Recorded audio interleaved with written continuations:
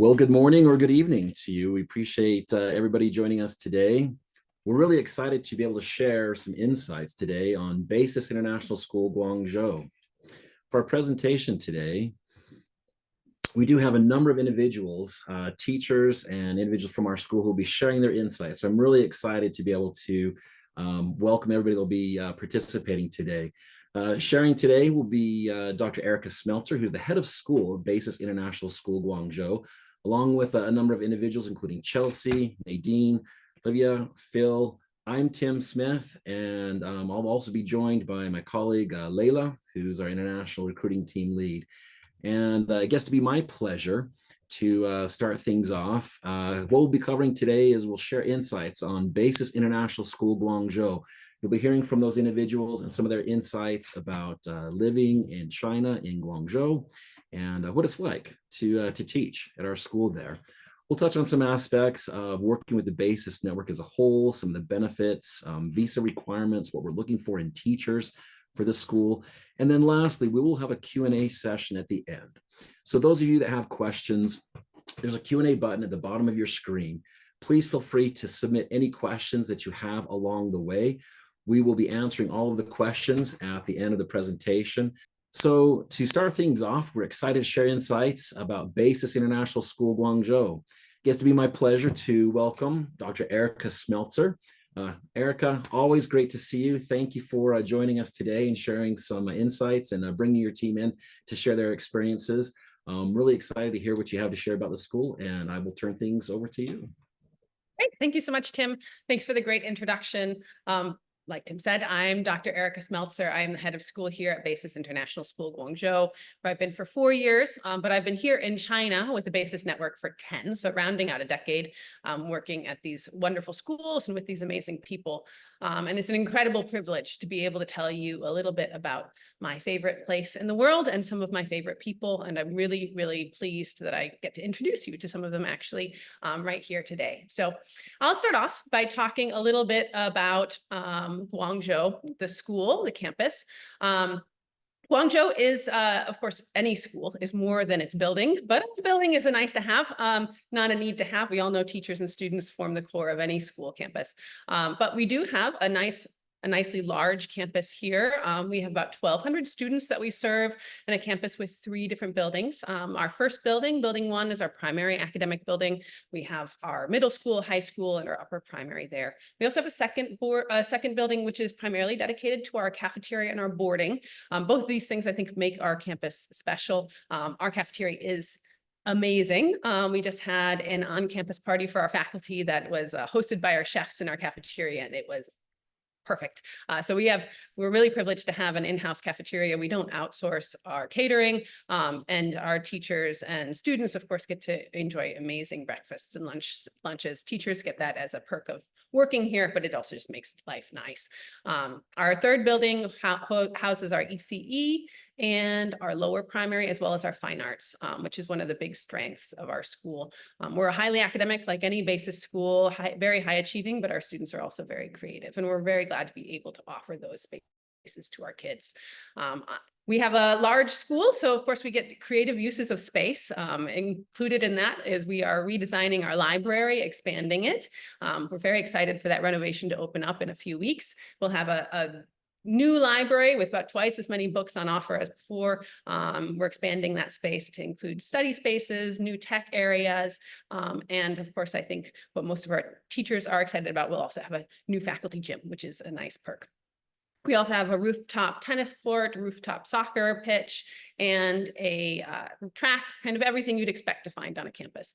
But I think we all know that school is so much more than the facilities. And really, a school is grounded in its history and its people. BASIS Guangzhou started in 2017. So it's not that old of a campus. It's a little bit new, but it's not incredibly new, which is a great place to be as a school. So we have kind of gotten all the kinks out. We have gone through all of our growing pains, and we're kind of a humming machine. We have all our policies in place, procedures. We have all of the nuts and bolts tightly fastened, and everything is running well. But we're still young, so everyone who comes in and joins us has an opportunity opportunity to flex in a way that is unique to young schools, right? You can really come in with new ideas, new opportunities, and bring those to life. One example of that is I mentioned that we have these rooftop spaces on our campuses. One of our young managers said, wouldn't it be nice if we had a rooftop cafe that our teachers could use or we could use for student events? And we made that happen because it was a new idea. We had the space to do it. And we have a lot of flexibility in this moment in our growth. We also serve students in grades pre-K through 12. So 3-year-olds to 18, 19-year-olds, all the way through to matriculation. And I think this is a really special part about our campus. Anyone who's worked in a through school, they have a really unique texture. Our 12th graders have an opportunity to TA or support other divisions or teachers, and many of them choose to do lovely things like work in the ECE with a class or work in our kindergarten. And it's really nice to see these interactions between older and younger students. And of course, any teacher who's been in the job for a while knows how lovely it is to work with a student in 4th grade and then see them graduate 8 years later. It's just one of those beautiful things that are part of being in a school that offers all of these grades. So it really offers a nice texture and something that's really special. I mentioned boarding before. Actually, we were the first school in Basis to offer boarding. It's 5-day boarding, so not 7-day. The kids go home on the weekends, which we think is healthy, and it's healthy for the school and healthy for the kids. But we do get to have them over the weekdays. And it's really nice because the families, of course, and the students don't have to have boarding. Their families live relatively close by, but they choose to have boarding. It's something that the students really get excited about, to spend the time with their fellow students, their friends, and to build a school community that's on campus. And this is a really lovely part of our program. I find that boarding offers that texture to a campus. It's hard to develop if you don't have a residential program, because the students really, after the day program ends at 4:30, 5:30, when the last day program student leaves, the campus really does get taken over, right, by kids. It becomes their home. They put on their flip-flops, they put on their pajama pants, and it's their space. They're playing ping pong in the hallways, badminton in also the hallways, right? It really becomes a space that they take ownership of, and that relationship with the space makes them perceive the school in a different way. And I think that carries over into the day program. So the next morning, the campus still feels like a home, still feels lived in, and that's really special for me. Our faculty aren't required to participate in the boarding program, but many choose to, and you can do that in a variety of ways. We do compensate that work, but it's nice, even if you're not directly involved in the boarding program, just to have that experience and connection with kids. I think for most educators, I like to think most great educators, it's the moments, not just in the classroom, but outside of the classroom, that make education special for us. And boarding really offers more opportunities to have those, casual encounters with students where you get to help them work through something or develop an idea or make an opportunity possible for them. And, with boarding, you just have, it multiplies exponentially your opportunities to do that. Our first graduating class was in 2021. So we are kind of still going through. Every year, the results get better and better. So we're excited to see what happens now in 24, 25. But because we have our 1,200 kids we've been graduating students since 2021. We are fully filled. We're kind of a full school, and that puts us in a really nice place as well. So not only are we still kind of working out the kinks of new school done, we're done with that phase, but we're also only kind of replacing students that we lose through natural attrition, which is nice because we're not taking in big groups of new kids. And we have a really stable faculty, actually. Our faculty retention is at a record high, our student retention very high. So that means we get to really work on community building and kind of defining who we are and making those moments that will be special and carried on to the future. I think every one of us at the campus takes that responsibility to build legacy, build tradition very seriously. And that's a big mission for us right now. And so in this picture, if you notice, you'll see these funny little, they look like chickens. The little stuffed phoenixes. They're not supposed to be chickens, but oh well. They are adorable. Actually, they came out of a student initiative, and this kind of is indicative of the type of kids we have. those were not designed by the kids, by the school at all. They were designed by the kids.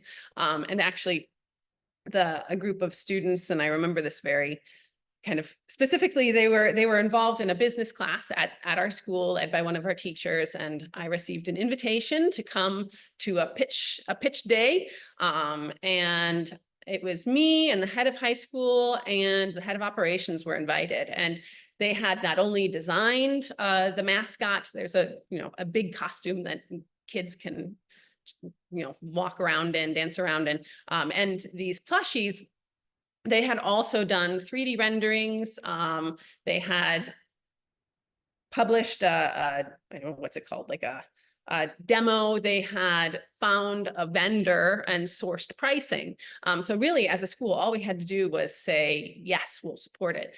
So these kinds of things that become a cornerstone of who we are, how we identify. Now Felix the Phoenix, our cute little adorable mascot, phoenix or chicken, however you want to think of it, has become a big part of what we do, and he appears everywhere. And that's a really lovely kind of indication of the ownership that kids are taking over this process in our development. So that's a little bit about our history, and of course the next thing is about our people.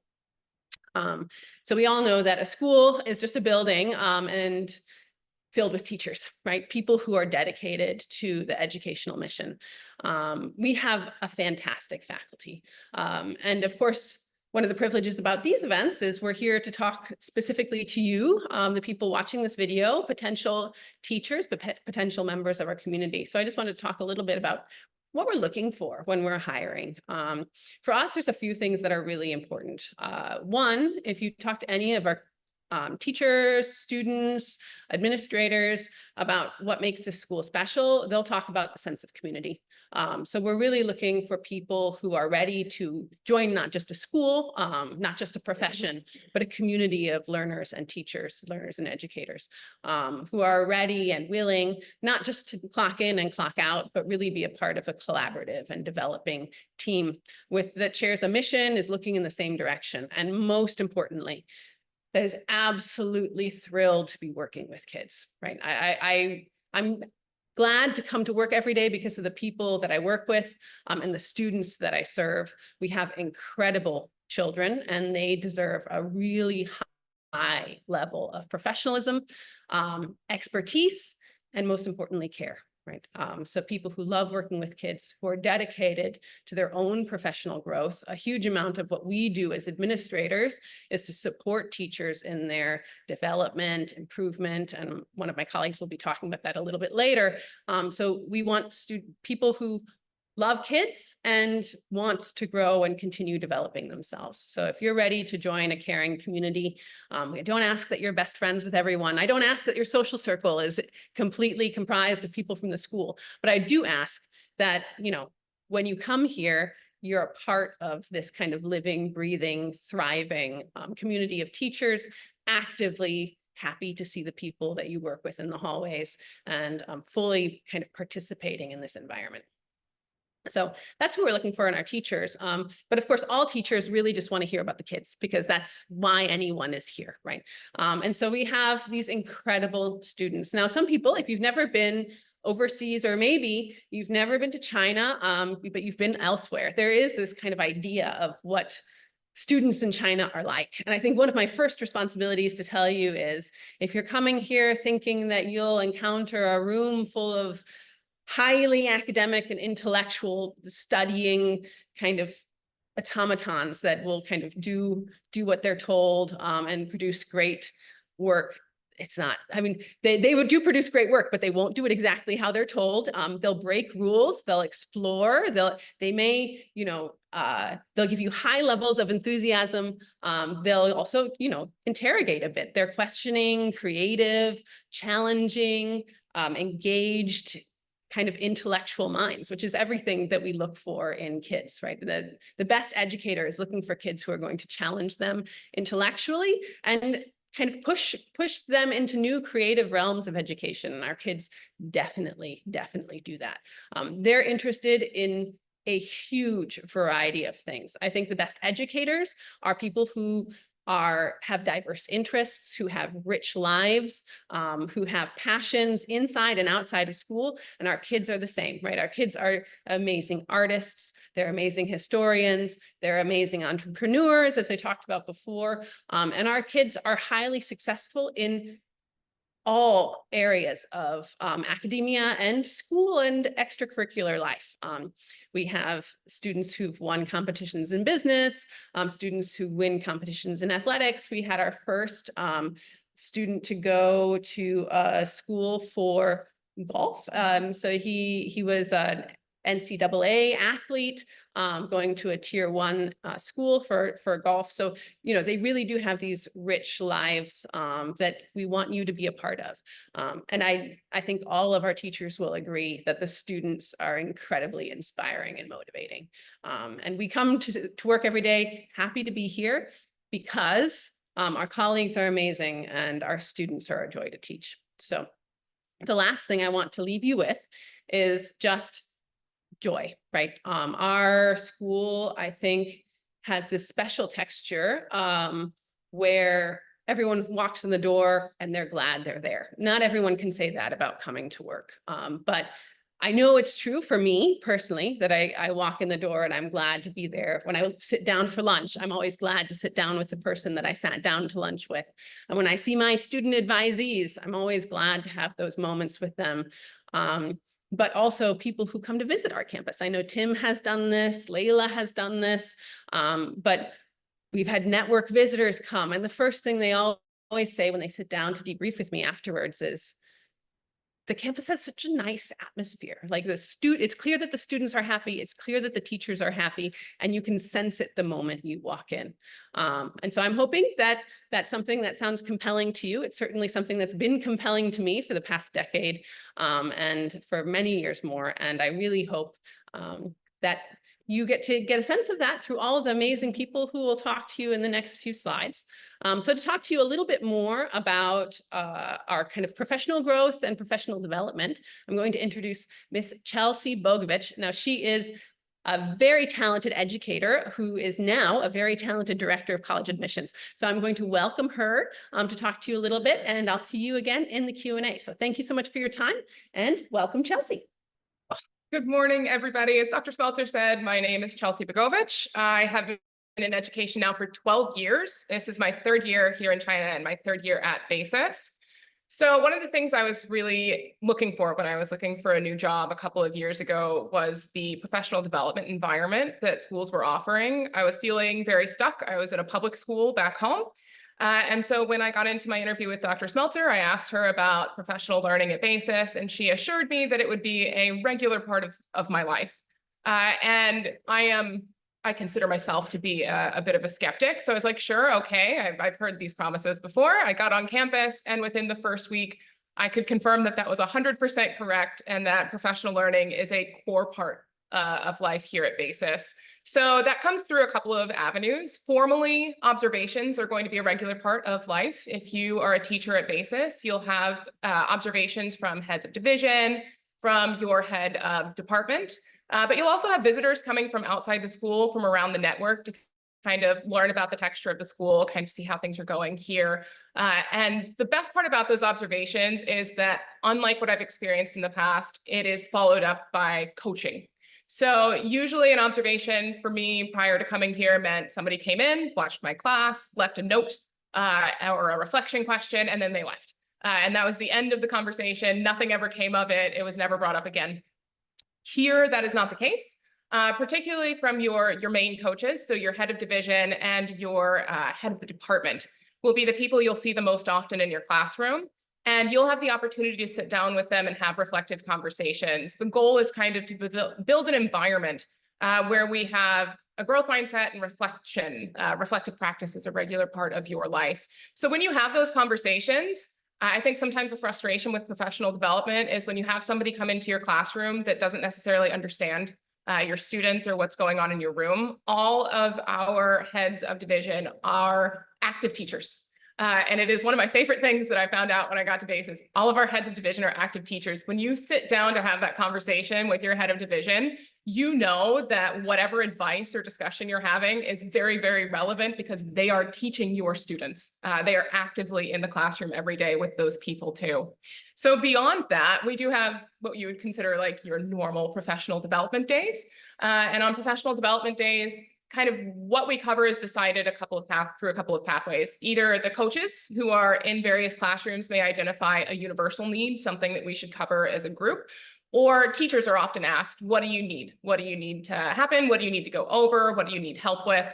And then people are chosen to lead those professional developments based on skills or things that they've exhibited, things that our kind of leaders have seen us do in the classroom, which means that oftentimes PDs are led by teachers. Last year, a good example of this, kind of towards the middle of the year, our computer science teacher led a PD on AI in the classroom, but not just AI in the classroom for students, AI and its use for teachers and ways that we can be utilizing that to kind of make our lives easier. It was really fantastic. And it's really great to kind of see in real time the way that BASIS Guangzhou as a school and BASIS as a network is really good at selecting people and finding their talents.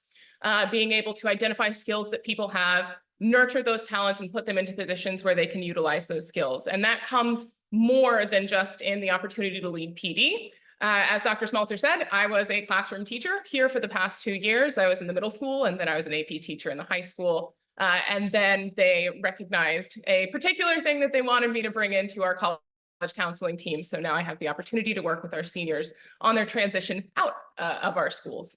So besides kind of the typical PD days, you do have a PD stipend that is available to you. If you feel like there is PD that's necessary kind of beyond what the school can provide, there is an opportunity for you to seek PD outside as well. Informally, PD is a part of your day-to-day life because we are an extremely collaborative environment. So because for me, 1,200 students is a relatively small cohort of humans. I was coming from larger public schools previously. And so I had never experienced this kind of collaboration, but it is very common for you to work with people who are also working with your students. For example, I was an AP World History teacher. I worked every day, not only with our ELL coordinator in the high school, who is a phenomenal resource for everybody, but I also worked very closely with our English teachers because our students, we could recognize needs in them. We could collaborate to kind of create some cross-curricular work. And we were also able to collaborate and kind of work out our calendars so that it would best meet our students' needs. So it is very much an opportunity for everyone to be able to work together. It is an environment where you're encouraged to work and have those discussions with each other, and you have the space to be able to do that. In terms of working with ELL students, our whole population essentially is ELL. We have phenomenal ELL support. We have found amazing people. If you're a humanities teacher, they will probably be pushing into your classroom regularly. The conversations that come out of those push-ins are some of the most valuable things that I've experienced here. The ability to kind of identify student needs and work on my practice to best meet those students' needs, especially for ELL students, if that's not a common part of your life already, is really meaningful. All in all, the PD culture here is very vibrant and it's very broad. There's a lot of opportunity to get more involved in it if you want to, but you will have the opportunity to participate in kind of the reflective growth culture that we have, regardless of whether maybe that's the first thing you were looking for when you were looking for a new job. It is critically important though, and I think that to meet our bright, amazing young people's needs, it is a critical piece of who we are at our core. So thank you very much. I love working here. It is one of my favorite places I think I've ever worked, realistically. Dr. Smeltzer wasn't kidding when she says you show up every day kind of excited to see the kids. They are the brightest, shiniest young humans I've ever had the chance to work with. It's truly a joy, and I look forward to continuing to be here for the next several years. Next up, we have Miss Nadine. Miss Nadine is our Director of Residential Life, and she's going to speak with you about our students. All right, I am so excited to discuss a little bit about our student life here at BASIS International School Guangzhou. As Chelsea already mentioned, I am the Director of Residential Life and extremely passionate about boarding. But before we get into that, something I think that's worth mentioning is our athletics and clubs programs. Athletics is a 3-season program here on our campus. with external and internal coaches, both from outside and inside our campus, coaching those sports, coaching our sports program. The director of athletics is an extremely passionate person who has really pushed our athletics program. We compete in the China Southern Leagues across primary school, middle school, and high school, as well as our BASIS network, competing against campuses across China. Our clubs is something we are extremely passionate about, and our annual club fair is something that everyone on campus gets really enthusiastic about. Our clubs are led by our students, highlighting their passions, interests, and hobbies. Really something to enjoy and experience with our students. Something else that is worth mentioning is our field trips. We get to explore and enjoy our local areas, and I think our grade 3 students went out to Canton Fair. Our ECE students got to go and do a really cool interactive messy arts activity, and high school got to go and enjoy our indoor ski resort not too far out of Guangzhou. So field trips is definitely something our students get to enjoy outside of academics. When we think about competitions and events that we have on campus, we have something we are very proud of. Halloween coming up really soon is always a really big hot topic on campus, where everyone gets to dress up and enjoy our haunted house. So events on campus is a full-on program for us. If I'm very honest, there is always something happening on campus, whether it's sports events or activities or in our boarding program, which is where I come in. As Dr. Smeltzer already mentioned, our boarding program is a 5-day boarding program, co-ed with boys and girls from grade 5 to grade 12.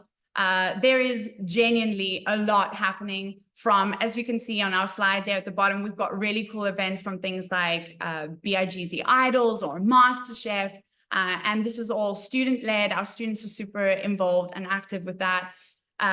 Dr. Smeltzer already mentioned a little bit about ESS, where we have faculty joining us in the evening to support our students with their academics. But boarding is really so much more than academics. It's about developing our students' character, exploring their interests and hobbies, and we really get to do that in our boarding program. When we look at the kind of support our students have outside of exploring their interests and hobbies and things like that, we also have a fantastic counseling team who are available to our students, not only during the academic program, but also through our boarding program, and fantastic advisory program as well, from primary school, middle school, and high school. And then the last thing to mention here is our student leadership. We have 3 student leadership bodies in our school: National Honor Society in primary school, middle school, and high school, student council in our high school division, and then prefects who are representing and supporting our student voice in boarding.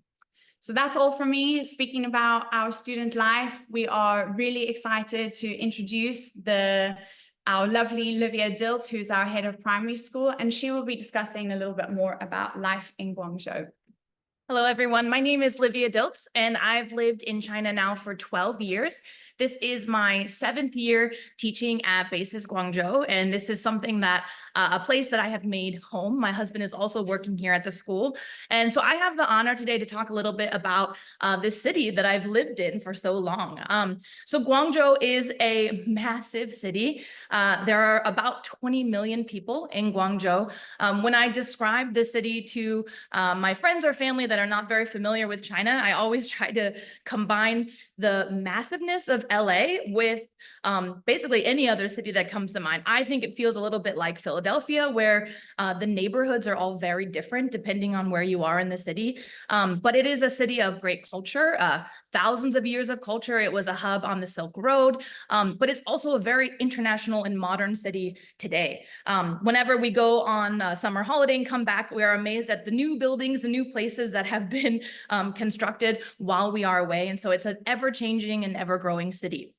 The area that the school is located in is called Science City. So in Science City, it's about 30 minutes from the CBD, and it is a beautiful place to live where it's very green. It's great for families in the sense of it's very, land is protected. And so if I look outside the window of the office right now, I can see this beautiful mountain with green space that nothing will be built on. It will remain green, but it's very close to the downtown. And so if you can see some of the photos of the different areas downtown, depending on where you are in the city, you can experience very modern CBD, or you can experience the old influences from 200 years ago, or the old Asian style of buildings. Depending on where you are, you get a little taste of different things.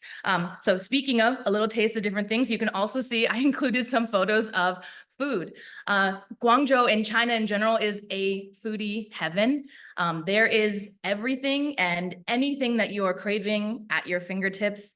There is traditional dim sum, which is very famous in Guangzhou, of the local food.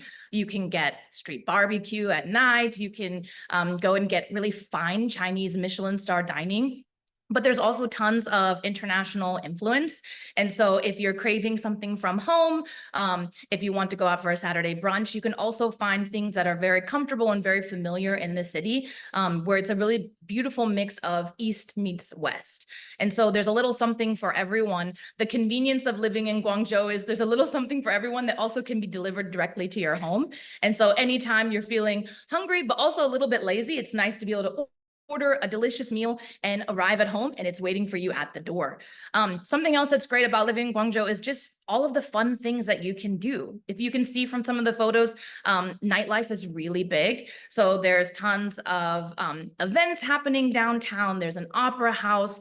There are concert venues for punk bands. There are museums with history, museums of science, art museums, all of these different places of things that you can do just to get around and explore the city. The Pearl River is beautiful. So there's night cruises that you can take just to be able to see and take in this new place that you will call home. But there's also tons of things to do for kids. So now I have 2 kids of my own. And so I am not as familiar with the nightlife that I used to know very well. But there's so many things for families to enjoy. Guangzhou is positioned in a place where it's about 2 hours from amazing other cities. So if weekend trips are on your mind, something you can do, but also in the city, there's so many things to do for families, especially with young kids or kids. There's tons of indoor activities for kids where you can play. There's ball pits, there's all of these like soft play areas, but there's a lot of beautiful outdoor activities where kids can really enjoy the fresh air, riding bikes, swimming together, and having fun together as a family. And so if you're coming to Guangzhou alone, there's so much to do to enjoy the life outside of work. But if you are coming to Guangzhou as a family as well, there are so many things that you can do with your children to really enjoy the time that you have in Guangzhou. Now I'm going to pass it to my colleague, Mr. Phil Dust. Okay, thanks, Livia. My name's Phil Dust. I'm the Dean of Student Activities and AP Psychology teacher here at Big Z. I'm going to talk to you today about housing. Now, one of the things that is on everybody's mind, obviously, when they're looking at coming to move to a new country or to a new job, is where you're going to be living. And as Dr. Smeltzer said earlier about the feel of the school and how nice the school feels, well, the housing is very similar to that, and I'm really pleased that they sort out some really fantastic housing facilities for us. So from the moment that you arrive in Guangzhou, you're collected by the school and you're taken to your housing complex. Now, this isn't going to be new to you because you are given options before you arrive, and you get to choose the kind of place that you want to be living in. So you'll arrive at your apartment having already seen some photos, and then you'll get to see and have a look around. And one of the first things that you're struck by when you arrive at either of our housing complexes is how nice and how beautiful they look, really. You're in a really, really big city, as Livia said, 20 million people, but it really doesn't feel like that in any way, shape or form. So you get an option of one of 2 complexes in your first year here. One of them's about 2 kilometers away from the school, and the other one's just less than 4 kilometers away from the school.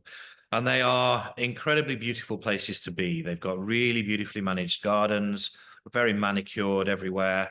and all of the personal spaces where everybody can share spaces are really, really well looked after by the management of the places. After that, you'll then get taken to your actual apartment, and the first thing you'll notice is there's a really wonderful welcome package that's put on by the school. This provides all of the things that you're going to need for your first few hours or even day in the apartment. So you'll get a couple of pots and pans, some knives and forks, all the basics that you need just to keep you going, along with tea, coffee, milk, water, and a few basic food provisions until you've found all of the local grocery stores. And again, both of the apartments have grocery stores very, very close to them. The one I'm in, there's a picture on the screen there of the local mall that's just literally 100 yards away from it. So all of those things are really easy to find. In addition to that welcome package, of course, your apartment is fully furnished, but it's never furnished to the way you exactly want it to be, and you do get a settling in allowance. And the school will put on a trip to IKEA, and they will take you to IKEA with a Chinese-speaking colleague.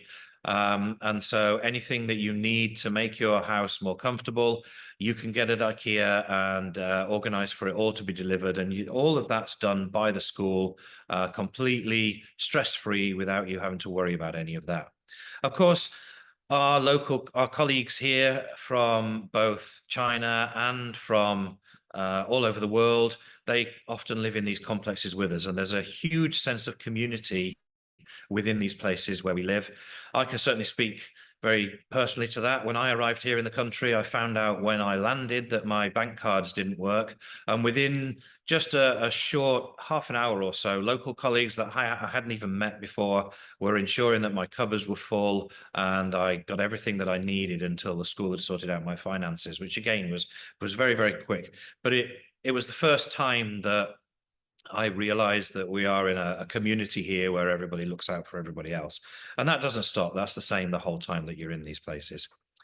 Once you're in there and you're sorted, then you've got to get to school, of course, and the school provides a shuttle bus. There's 2 shuttle buses at 2 different times in the morning, and then there are 2 shuttle buses at 2 different times in the evening, and they're totally free and put on by the school, so you never need to worry about where you're going to be and how you're going to get to work and things like this. So again, it's all totally stress-free. The stress is all removed by the school and how well the school looks after you with everything. So now you're in your house, you've got your IKEA furniture and things in there, and it's not a house anymore, it's your home. You can start exploring further afield. Well, just outside your complex, there are loads and loads of walks, there's loads of cycle paths, there's malls. The ground floor of all of the buildings have some kind of exercise equipment or sports equipment. So there's plenty of things to see and do just within your complex or within the immediate vicinity. During the summer months, if you've got young children, there's swimming pools that are fully staffed with lifeguards, and the kids absolutely love those. So everything's there for you within the local facilities. But also the school also puts on some shuttle buses at the weekends that take you down to the center of the city, where you've got things like Sam's Club and other Western supermarkets. And again, those are totally free of charge, put on by the school. So you can go and use all of the Western supermarkets. Of course, as Livia said, they can all be delivered. We have one very, very important one I think just about everybody uses, so much so that the school have negotiated a discount with it, and it's called GZ Grocery. And you can place your order online and it will all be there the same day, which is phenomenal. Okay, now, as Livia also said, where we live in Science City is a little bit out of the center, and that's really great for families. But if that's not your bag and you want to be in the center of the town with all of that hustle, bustle and nightlife, after the first year, you are very welcome to, instead of taking our housing that is provided by the school, you can take the stipend that's available to you, and you can use that to go and live in any apartment anywhere in the city that you like. And we do have many staff that also do that, especially the ones that don't have families, younger staff. They can stay in the center of the city where all the nightlife is, and then commute to school. So that's an option. I don't do that. I'm in my 5th year here, and I've stayed in the apartment complex because it's really great for families. I'm here with my wife and my 13-year-old son. And I would say it's probably, well, not probably, without a doubt, the most peaceful, safe, secure place that that I've certainly ever lived. So that's the housing. And I'll just finish by saying, I've been a teacher for 27 years, and this is by far and away the best place I've ever worked. It's the best work environment, and it's definitely the best job I've ever had. So if you are considering coming to Big Z, I would say don't consider, just come and do it, and you will be welcomed, and it will be the best decision you've made, I can assure you. Okay, I'll hand back to Tim, and he'll talk to you through the rest. Thanks so much for all the contributions and insights provided. We really appreciate the details and sharing some of those experiences that you've had. So, be my chance to share some additional insights about the BASIS International Schools Network as a whole. So the international schools are part of the BASIS Curriculum Schools Network, which is comprised of 14 international bilingual schools, along with 6 BASIS independent schools that are based in the United States. You can see some of our campuses here that are based in China and comprise the group that we do have there. We have international and bilingual schools as part of the network. The curriculum in and of itself, it is an accelerated curriculum. It's something that is unique. It's our own curriculum. We've taken parts of what we think are, great aspects of approaches to education from different curricula around the world. It's been collaboratively developed over the last 26 years, and it's a living curriculum. We always continue to seek out and find new ways of doing things even better in educating students and helping them to really find their passions and understand how to pursue those interests to a deep degree. We do consider it an AP-infused liberal arts curriculum. In the high school grades, they are taking AP courses. We also then go beyond AP to some post-AP courses as well. That is all set up in preparation with a very strong liberal arts curriculum in middle school, very strong math and science programs, as well as advanced languages, literature, history. We have probably one of the best social science programs. Students are taking AP courses in history courses as they advance into high school. But something that is also unique about the curriculum is the foundations that are set in the primary grades. We do have a co-teaching model where we have a subject teacher that's really focused on the subject, lesson preparation, and engaging students in deep and interesting content. But then we also have what we call a learning enhancement teacher that's focused entirely on the individual needs of the students. So their needs are supported, lessons are rich and interesting, and really kind of cultivates that intellectual curiosity. Our ECE division for the young students up through kindergarten is play-based, really helping them explore and kind of building the inquiry mindset of how things are developed, and in a play-based structure that is very age appropriate for individuals for between 3 and 5 years of age. In terms of the results, the students have graduated. Again, we had our first graduating class in 2021 in Guangzhou, but 97% of the graduates across our entire network are accepted and international equivalents.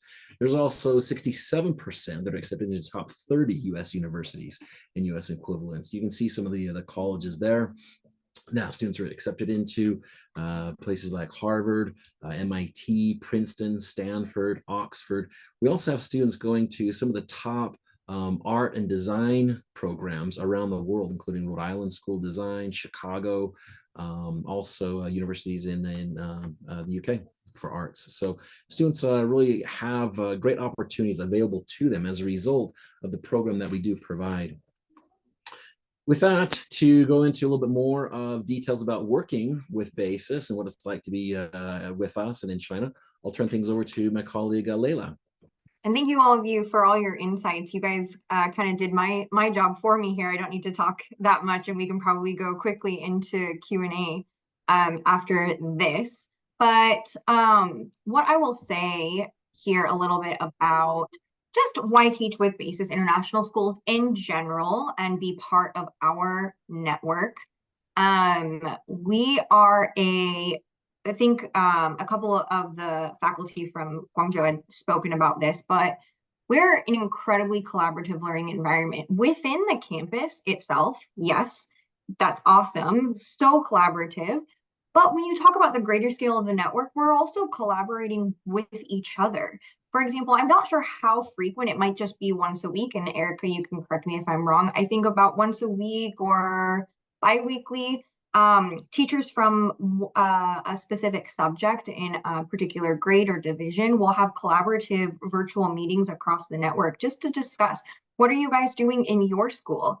And then you guys can bounce ideas off each other, not reinvent the wheel or adapt what they're doing to your own teaching style or your guys' culture at your school.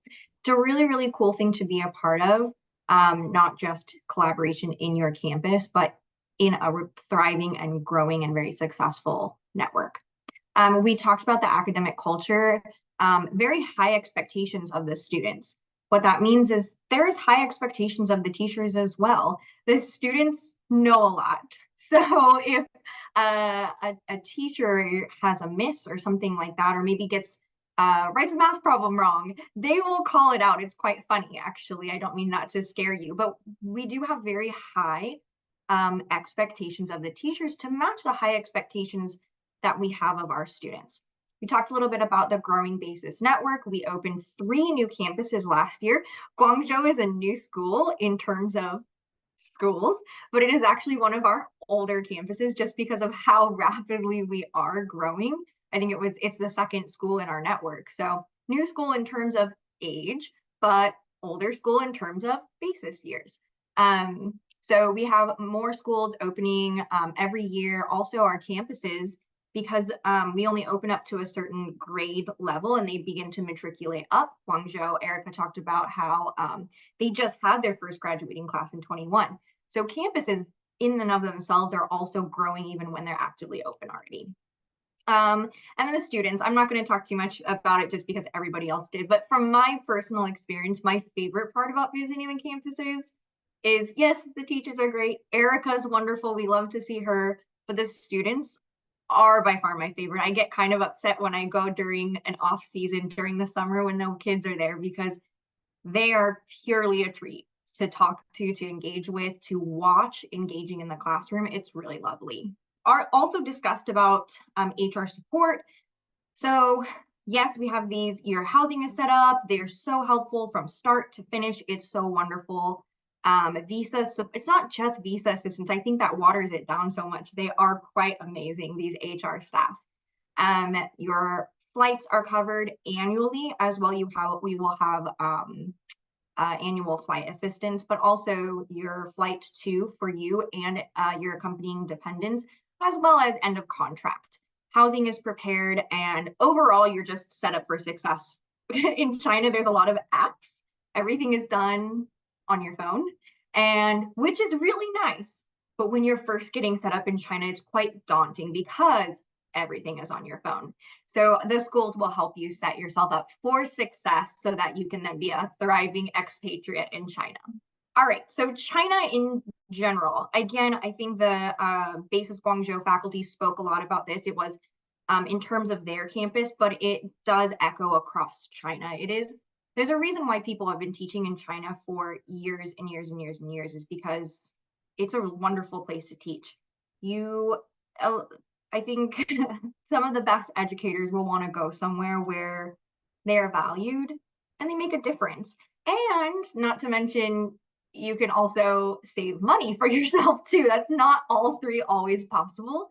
And in China, that is why a lot of people do love teaching in China, and they stay there for so long as well. You will be extremely valued as an educator, which is always wonderful. It's often a thankless job teaching, but it is really nice to be thanked, and you'll feel that in China. Super convenient modern living. We talked about the apps on phones. Again, daunting at first, wonderful as soon as HR helps you get set up for success. China is a beautiful, wonderful country full of culture, great food. Obviously, you love the food, and just it's a huge country. So you feel like you're exploring new things all the time on your weekends or long holidays, or over the summer, people just explore all of China. So many cool things to do in China and so many great things to see. So it's a really great place to be an expat teacher. And then we talked about, I talked about the cost of living, but you can save a lot of money, especially when you're at a school like or in a network like Basis, where salary and benefits are quite lucrative, I guess, and you can save money too. I've known teachers who have told me that they've actually saved money to put a down payment on their house when they get home after 3, 4, 5 years. Now, again, that's not everyone, depends on the country you're from, but that's just an anecdote that some people have told me. It's really nice. Expat Package, airfare to and from China for you and your spouse. And if you have children, we do support up to 2 children per teacher or 3 children per teaching couple. Visa support, annual return home allowance. We talked about fully furnished housing. It will accommodate you and your family as well. Global health coverage. What's really wonderful is that it does cover you in the US if you're a US citizen, which if this is your first time applying to jobs abroad, you might find that that's quite rare. So it's really wonderful. Tuition for your kids. If you think about how great it is to be a teacher at Basis, imagine putting your young child as a, let's say, first grader into Basis, and they get to grow up in this great academic environment, free, and it's really wonderful. So Erica had talked about the food. It is really wonderful. They also have a Western, what do you call it, lane section. So if you're craving French fries with little, or like, what do they call it? Potatoes with little faces on it. I think Guangzhou does that too, which I actually love. It's really delicious. They have like a Western food section, but the Chinese food is obviously really lovely too. When you're abroad, thinking about retirement or saving for retirement is just kind of to your own devices. Again, another rare thing is having some sort of retirement benefit, and you will receive that annually in the form of cash, essentially, and then you can invest that into whatever retirement plan you choose. And then additional bonus opportunities annually based on performance, and then also end of contract. Okay, so how everything sounds wonderful. Basis sounds great. How do I become a teacher at Basis? One of the things about Basis is our high academic expectations and this really deep knowledge in the subject. And the way we get that is that our teachers are subject experts, and their degree primarily is in, whether that be a bachelor's, master's, or even a PhD, is in the subject that they're teaching. So if you want to teach physics, your degree needs to be in something related to physics. For example, for primary, that's elementary education. For early years or early childhood, that is an early childhood education degree. You are required to have 2 full-time in-person lead teaching experience. That does not include teaching practicum or teaching assistant or tutoring or substitute teaching. That is actually a visa requirement for China. And then, of course, passion for teaching, someone who is collaborative, collegial, has high academic standards, willingness to work hard. I think it's probably no secret that our teachers work hard, play hard, engage young minds. And then, of course, we have some visa restrictions that changes year over year. So if you have any questions that it pertains specifically to you, you can drop in a question into here, or you can reach out to us via email. We'll have contact information at the end. I'll only touch on a couple points here because they were already discussed and I don't want to take up too much time here. One of the things that 2 things actually that I'll touch on here. Our students are quite fluent in English. There's varying levels, but they are able to hold conversations. It is a completely English immersive school environment. And like I said, of course, there's varying levels, but English is their second language. So our student population is primarily ethnically Chinese, locally Chinese, even though it is an international school and they have an international passport via some avenue, they are ethnically and locally Chinese students. So do keep that in mind when you're considering bringing your child in. It's going to be a different environment for them. So I would just encourage you to ask them if they are going to be comfortable. And then again, thinking about the academics, is it going to be the best fit for your kid? it's a challenging curriculum. It's not a cakewalk by any means. Usually younger kids, especially if they start in early years or in early childhood and then first, second grade, they do well. But once it starts getting to fifth and then up to middle school, it can be quite challenging. So again, think about it sincerely if this is going to be the best fit for not only you, but your family. And then have that conversation with your kid. Make sure they are comfortable and it's going to be a good fit for them. All right, and then we'll kind of talk about where you can get more info and then open up Q&A again. Tim? Great, thanks for sharing those insights. So for those of you that want some additional details or insights from the experience of other teachers, you can find more information. You can see that on our socials. We post a lot of insights and share experiences across the schools on our social channels of LinkedIn, Facebook, Instagram. There's videos on our YouTube channel. You can also read our blog. Teachers and people within our schools have shared their stories, they've shared their experiences, and you can see some of those at our blog.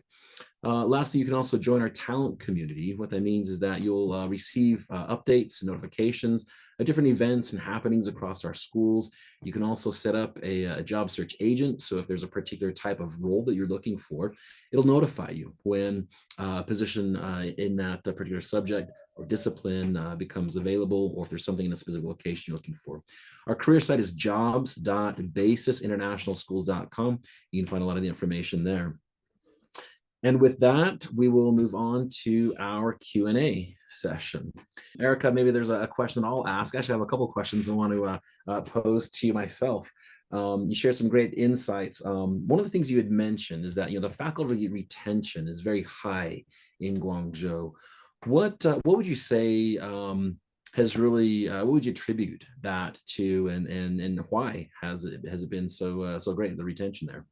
Yeah, I mean, I think the retention is primarily a kind of offshoot of community, which I think came up in lots of my presentation, I know, but also in my colleagues' presentations. I mean, we work really well together.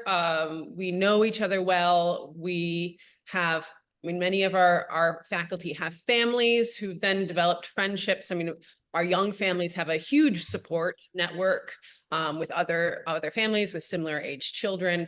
So it really offers a lot of stability for the communities. I think another reason it's so stable is just the lifestyle that the area is able to offer. I mean, the apartments are incredibly comfortable.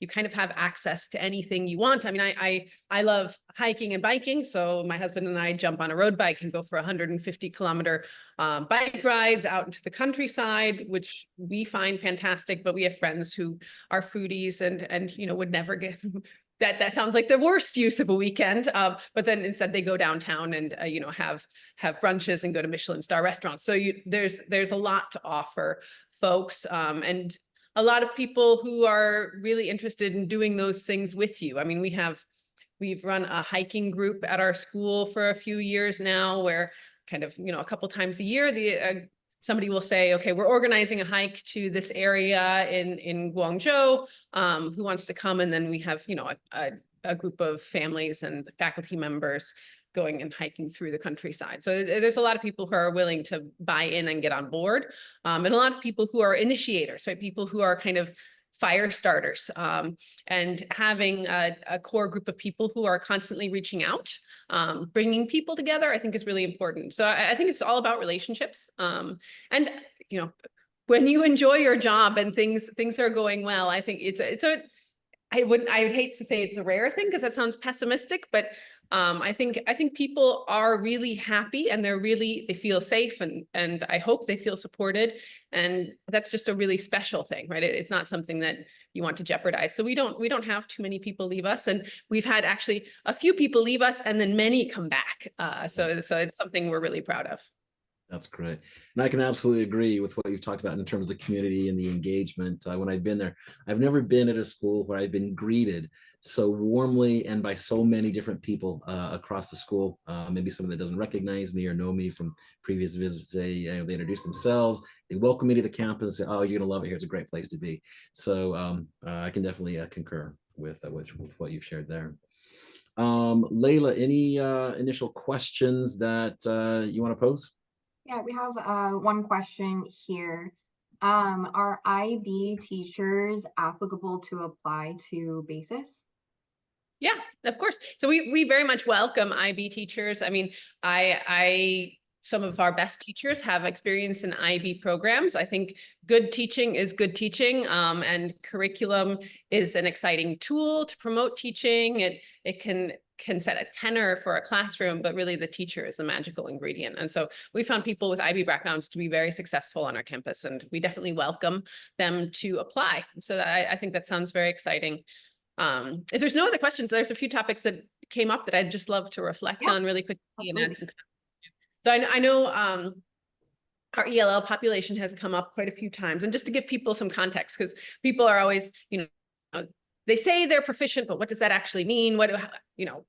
Is that just something they're saying? So it's an interesting constellation, because as Layla said, a good number of our student body is ELL. That means English is their second language. But if you look at our literacy assessment scores, so for example, ISA or MAP, which many of our teachers will be aware of, in MAP, we are at or above the US average in every literacy category and subcategory. So the students are overall outperforming their counterparts in the United States. Now, there are different reasons for that. So in the United States, there might be variations in literacy because of socioeconomic status or resourcing and that kind of thing. In our community, it's primarily, we know the source of kind of the spread of students, and that is usually just the level of exposure to English. And that's why we take the immersive English environment of our school so seriously, and why we take the strength of our ELL team so seriously, which I know you heard Miss Chelsea reference earlier. Yeah, that's a great point. And I actually have, I don't know if it wasn't mentioned at all, or if it was just briefly glossed over because you guys are so humble, but everyone that's spoken today has been found growth in their career in one way or another, which is not rare in BASIS. And I mean, obviously, it goes to those who are showing exemplary skills in whatever position they're at, and definitely deeply deserved. But it is a common thing. If you are showing great strengths in your pedagogy, and then showing some ability in leadership, or maybe you're interested in college admissions, college counseling, and things like that, there is space for you to grow within your career in BASIS. And yeah, everybody, Eric had mentioned this before we hopped on, but everybody here that's spoken has found promotion and growth in their career in one way or another. And that's really, really incredible. So including Erica, by the way, she started as you were AP English Lit teacher? I was an English teacher, yeah. Yeah. I mean, I taught it also. Yeah, so it's just really great. Everybody that's in a leadership position, again, Chelsea spoke about how they are also teachers. They're currently active teachers even within their career, but they've also been teachers consistently, like Monday through Friday, and that's where they started with BASIS. So everybody here knows and empathizes with what a teacher goes through on a daily basis, and I think that's something that's quite special in BASIS. Yeah, actually, I mean, so everyone who spoke today has been internally promoted. It's something I personally believe in. It's also well supported by research that internal promotions is a very effective way to create coherence within a school.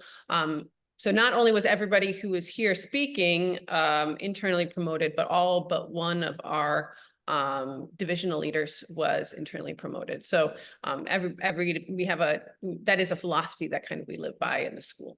I have one other thing just to mention about families. I know that was a topic that was brought up before. So I just wanted to mention, because our school does have a lot of families, and I think that's one of the things that contributes to the stability. Families with young children who come in primary age tend to be very successful. I think it's when students are entering our school in middle school or high school that we want to make sure parents are fully aware of our curriculum and the expectations. And also, I mean, students in middle school and high school are going through many other challenges in their kind of development as young people, aside from learning, right? Instead for the formal education. And so to be mindful of where they are in their kind of physical and mental development as adolescents. But we have a lot of primary and early childhood age families and students who are members of our staff and have found a lot of success and happiness, especially given the community that they can build with each other.